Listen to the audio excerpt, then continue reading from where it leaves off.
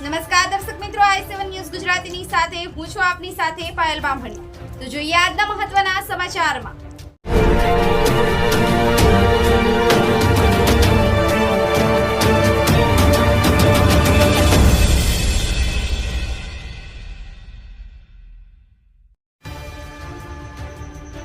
દાહોદની ભાતીવાડા પ્રાથમિક શાળા ખાતે આદિવાસી દિવસની પૂર્વ સંધ્યાએ શાળામાં આદિવાસી દિવસની ઉજવણી કરવામાં આવી।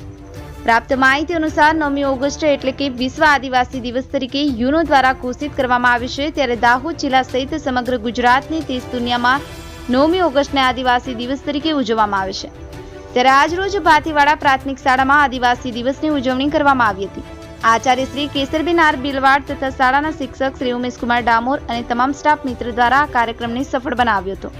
આ તબક્કે શાળામાં ભણતા તમામ વિદ્યાર્થીઓ ઉત્સાહપૂર્વક આદિવાસી દિવસની પૂર્વ સંધ્યાએ તેની ઉજવણી કરવામાં આવી। Bureau report i7 news Gujarati Dahod.